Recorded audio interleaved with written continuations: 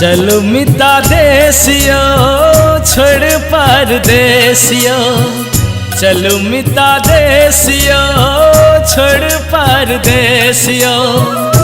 माय के समाद प्रिया के याद हमरा यो मिता बहुत गाम के याद हमरा यो मिता बहुत गाम के याद ओ चलू मिता देसियो छोड़ परदेसियो।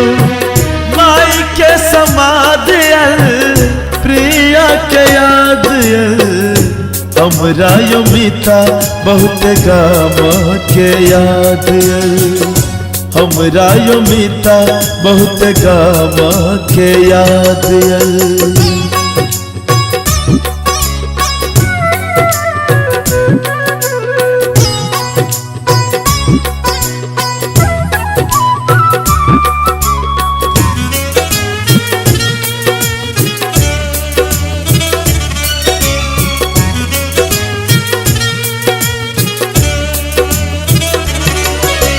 चलू चलू बुलावैया अपन देशक माटिया, चलू चलू बुलावैया अपन देशक माटिया। कतौ ने मिलतियो मिथिला सन संस्कृतियो, मान सम्मान भाव स्वभाव अपन मिथिला महानियो।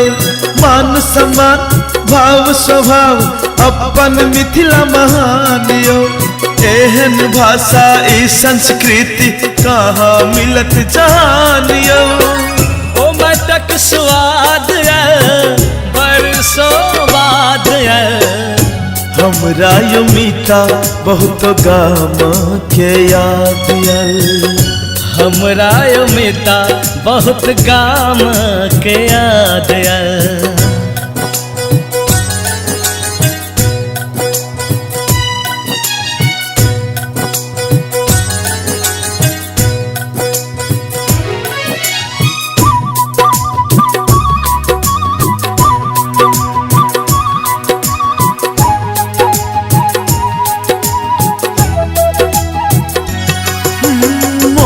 परैया गामक पोखरी खेत रहे हरियालियो।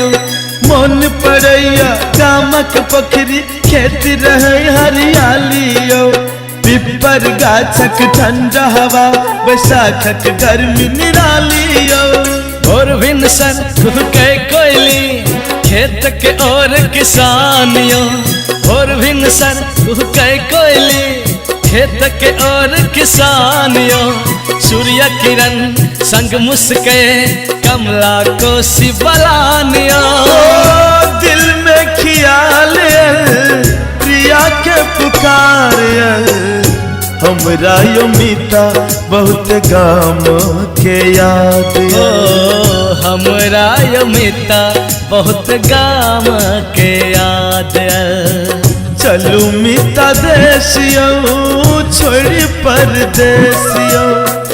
माय के समाद प्रिया के याद हमरा यो मिता बहुत गाम के याद हमरा यो मिता बहुत गाम के याद हमरा यो मिता बहुत गाम के याद हमरा यो मिता बहुत गाम के याद।